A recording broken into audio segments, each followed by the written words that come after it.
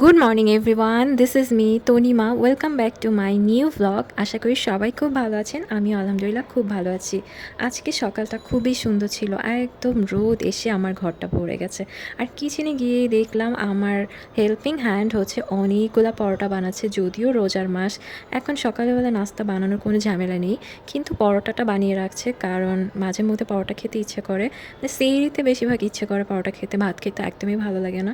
এদিকে আমি বাঁধাকপি আর গাজর একটু লবণ দিয়ে সেদ্ধ করে রেখেছিলাম আর একটু চিকেন দিয়ে সেটাকে পুরের মতো বানিয়েছিলাম। মানে সব ধরনের মশলাই দিয়েছি, সয়া সস, টমেটো সস, আদা রসুন বাটা, পেঁয়াজ কুচি, তারপরে কিছু ধনিয়া পাতা আর কাঁচামরিচও মিক্সড করে রেখেছিলাম। আর দিয়েছিলাম একটা স্পেশাল ম্যাগির স্বাদের মশলা, ওইটা দিলে তো স্বাদটা অনেক বেড়ে যায়। তো এইটা দিয়ে আসলে আমি আজকে অনেকগুলো সিঙ্গারা বানাবো। তো সিঙ্গারা বানাতে আমার অনেক টাইম লেগেছিলো। রোজার মাসে বসে বসে সিঙ্গারা বানাতে কী যে লাগছিল কি বলবো আপনাদের সঙ্গে। আজকে আমি সিঙ্গারা বানাবো, দেখেন। তো তারপরে আমি সেহরির জন্য চিকেন রান্না করছিলাম। আর আজকে অনেকগুলো আলুর চপও বানিয়ে রাখবো, মানে বেশি করে বানিয়ে রাখবো, মাঝে মাঝে ভেজে ভেজে খাওয়া যাবে। যদিও আলু চপ রেগুলার খাওয়াটা একদমই ঠিক না, তারপরও বানিয়ে রাখছি। তো এই জন্য আমি পেঁয়াজ আর কাঁচামরিচ কুচি কুচি করে সরিষার তেল একটু ভেজে নিলাম। আর আমার না আসলে আলুর চপের মধ্যে কাঁচা পেঁয়াজ কাঁচা মরিচটা একদমই ভালো লাগে না। আর আমি কাঁচা পেঁয়াজ তো খেতেই পারি না, তো বাজে স্মেল আমার কাছে লাগে। জানি না মানুষ কাঁচা পেঁয়াজ কীভাবে খায়, আমি তো একদম সহ্যই করতে পারি না। আর মরিচও আমার অত ফেভারিট না, মানে কাঁচা মরিচও ভালো লাগে না, কোনো মরিচই ভালো লাগে না। আমি আসলে সুইট লাভার পারসন, মানে একদমই ঝাল খেতে পারি না। তো এবার সিঙ্গারার জন্য যে রুটিটা, ওইটা আমার হেল্পিং হ্যান্ড বেলে বেলে দিচ্ছিল। তো এই জন্য আমার আসলে অনেক সুবিধা হয়েছে, ও এগুলো না করে দিলে আমার অনেক কষ্ট হয়ে যেত। তো অনেকগুলা সিঙ্গারা বানাবো, এই জন্য অনেকগুলো রুটি সে বানিয়ে দিচ্ছে। আর এই রুটিটা একটু গোল শেপের না করে, মানে একটু লম্বা শেপের করতে হয় আর একটু মোটা করে করতে হয়। জাস্ট পরোটার যেই ময়নটা করে না, ওইভাবে আর কি আটাটা মেখে রাখতে হয়। তো অনেকগুলো সে রুটি বানালো। এরপরে আমি এই রুটিগুলোকে হচ্ছে মাঝখান থেকে কেটে হচ্ছে পুর দিয়ে সিঙ্গারা বানাবো। তো দেখেন কিভাবে বানাচ্ছি, খুবই ইজি, মানে 2-1 বার আপনারা চেষ্টা করলেই পেরে যাবেন। জাস্ট একটু হাতে পানি নিয়ে নিয়ে এটাকে সুন্দর করে সিল করে দিতে হবে, তারপরে ভিতরে পুরটা দিয়ে দিব। এরপরে হচ্ছে মানে একটু বেশি করে পুর দিচ্ছি, তারপরে পানি দিয়ে আবার এরকম করে প্রত্যেকটা কর্নার সিল করে দিয়ে তারপর একটা কর্নার নিয়ে জাস্ট এরকম মাঝখান বরাবর ভাঁজ করে দিলে সুন্দর গোল টাইপের একটা সিঙ্গারা হবে আর 3 কোনা হবে। তো খুবই সিম্পল। তো এইরকম সিঙ্গারা বানাচ্ছিলাম আর আমার আম্মু যেহেতু আমার বাসায় ছিল, তো সে এসে এসে দেখছিল, গল্প করছিল। আর আজকে আম্মু একটা খুবই স্পেশাল রান্না করবে, আমার ওটা অনেক পছন্দ, একটু পরে আপনাদেরকে সেটা দেখাবো। তো আম্মুর সাথে আসলে আমার সময়ই কাটানো হয় না, মানে কি বলবো, এটা আমি কখনোই আম্মুকে বলতে পারি না। আমি আম্মুকে বিয়ের পর অনেক মিস করি, কারণ আগে তো সবসময় আম্মুর সঙ্গেই থাকতাম, একই সঙ্গে ঘুমানো, খাওয়া, ঘোরাঘুরি সব কিছু একই সাথে। তো এখন আর আম্মুকে সময় দিতে পারি না, আম্মু একেবারেই একা হয়ে গেছে। যেহেতু আমার বাবা ছোটোবেলায় মারা গেছেন, তো তাকে আমি দেখিনি, মানে আমার মনেই নেই আসলে তার কথা। তো আম্মু আমাকে নিয়েই ছিলেন সারা জীবন। তো এখন তাকে একা একা থাকতে হয়।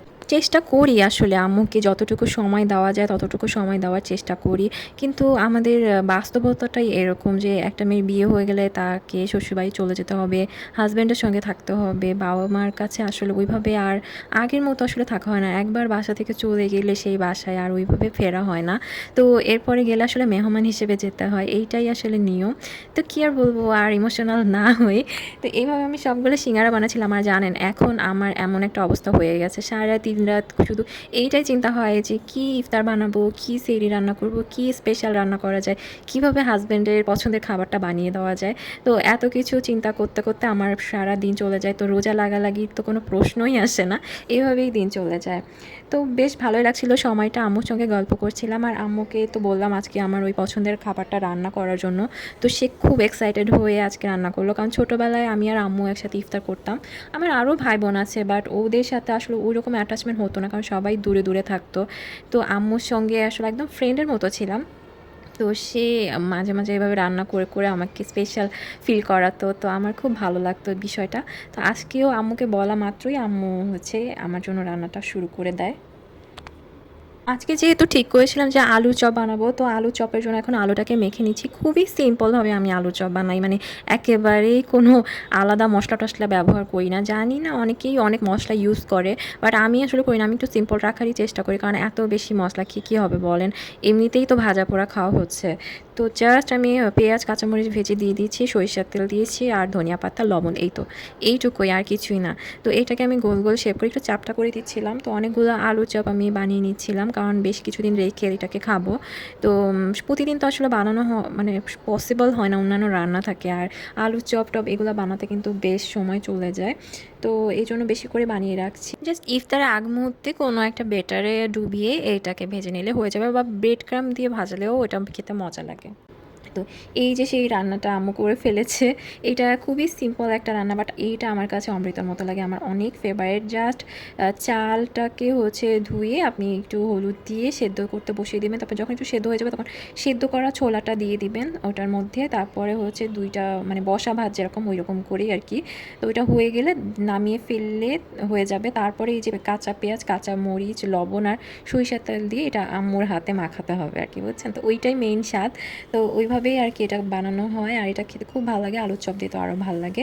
তো এরপরে চলে গেছিলাম আমাদের বারান্দায়। তো বারান্দায় গিয়ে গাছপালা দেখছিলাম, আর দেখলাম আমাদের বারান্দায় থেকে সামনে মানে বাসার সামনে একটা জায়গায় ইফতার বিক্রি করছে। এটা আসলে একটা এমনি কনফেকশনারি দোকান, বাট এখানে দেখলাম এখন টেবিল সাজিয়ে ইফতার আইটেম বিক্রি করা হচ্ছে। তো সবাই তো আর বাসায় এত ঝামেলা করে ইফতার বানায় না, তো যাদের সময় নেই তারা এখান থেকে ইফতার কিনে খেয়ে ফেলে। তো তারপরে কিছু সিঙ্গারা ভেজে নিলাম, যেহেতু আজকেই বানিয়েছি, তো গরম গরম কিছু সিঙ্গারা ভেজে নিলাম। তারপরে আলুর চপ ভাজবো, বেগুনি আর পেঁয়াজও ভাজবো। তো এইগুলাই আসলে ইফতারের আগ মুহূর্তে ভেজে নিচ্ছিলাম। একটু তাড়াহুড়াই লেগে যাচ্ছিল, কারণ সময় বেশি ছিল না। তো একে একে আমি সবগুলো আইটেম ভেজে নিব। আজকে আসলে ভাজা পুরিটা একটু বেশি হয়ে গেছে, আর এদিকে আমি চিড়া ভিজিয়ে রেখেছিলাম, কারণ এটা তো একদম কমন, এটা খেতে হবে রেগুলার। তারপরে খেজুর ভিজিয়ে রেখেছিলাম, আর খেজুরটা একটু পানিতে ভিজিয়ে রাখলে না একটু সফট হয়ে যায়, তো ইফতারের সময় খেতে সুবিধা হয়। তো সবগুলো আমার ভাজা হয়ে গেছে প্রায়। এগুলোকে জাস্ট সার্ভ করে নিব। আর এই টাইমটায় খুবই তাড়াহুড়া লেগে যায়, মানে বেশি টাইম থাকে না একদমই ইফতারের টাইম। তো আম্মু এখন এটাকে মাখিয়ে ফেলছে, আর এইটা আমার হাজব্যান্ড ফার্স্ট টাইম ট্রাই করবে, ও নাকি আগে কখনো এই খাবারটা খায়নি। আর এইটা আমরা বলি ভুজো ভাত, আপনারা কি বলেন জানি না, বা কেউ খেয়েছেন কিনা জানি না। না খেলে অবশ্যই ট্রাই করবেন, একবার হলেও ট্রাই করবেন, খুবই মজার। আর আলু চপ দিয়ে খেতে তো অনেক বেশি মজার। তো আমার হাজব্যান্ড দেখে একটু কেমন কেমন করছিল, বলছিল এটা আবার কি খাবার, আর ইফতারে এই রকম ভাত খাবো এখন। তো পরে সে খেয়ে খুবই খুশি, সে সেহরিতেও এইটা খেয়েছিল, জানেন, এত বেশি ভালো লেগেছিল ওর। এরপর আমি ইফতারি টেবিলটা সাজিয়ে নিয়েছিলাম। আজকে আমাদের ইফতার এগুলাই ছিল, ভাজা পুরি ছিল, স্যান্ডউইচ ছিল, নুডলস, পাস্তা ছিল, আর এই স্পেশাল খাবারটা আজকে ট্রাই করব। তার সঙ্গে লেবু শরবত করে নিয়েছিলাম, আর একটু ফ্রুটসও ছিল। তো আলহামদুলিল্লাহ খুব ভালোভাবে ইফতারটা করে ফেললাম। ইফতারের পরে কিন্তু অনেক কাজ বাকি, মানে সব কিছু গোছাগুছি করতে হয়, তারপরে একটু চা বানাতে হয়, মানে চা খাওয়া তো দরকার ইফতারের পরে মাস্ট। তারপরে একটু হাঁটাহাঁটি করে নিলাম, মানে ওই যে ক্যালোরি বার্ন করার চেষ্টা, অনেক ভাজাপুরি খেয়ে ফেলেছি, তো তো একটু চেষ্টা করছি কমানোর। তো তারপরে আমি সিঙ্গারাগুলোকে যে ফ্রিজে রেখে দিয়েছিলাম, মানে বানিয়ে ডিপ ফ্রিজে একটা বড় বক্সে ফাঁকা ফাঁকা করে রেখেছিলাম, তো ওটাকে একটা ছোটো বক্সে ট্রান্সফার করলাম। তো এই ছিল আমার আজকের ভিডিও, আশা করি আপনাদের ভালো লেগেছে। আমার ভিডিওটা ভালো লাগলে কিন্তু প্লিজ একটি লাইক করে দিবেন, কমেন্ট করে জানাবেন কেমন লেগেছে, আর বেশি ভালো লাগলে কিন্তু আপনার ফ্রেন্ড রিলেটিভদের সঙ্গে শেয়ার করে দিবেন। আর আমাকে ভালো লাগলে কিন্তু আমার চ্যানেলটিতে সাবস্ক্রাইব করে দিন। সবাই ভালো থাকবেন, দেখা হবে নেক্সট ব্লগে। আল্লাহ হাফেজ।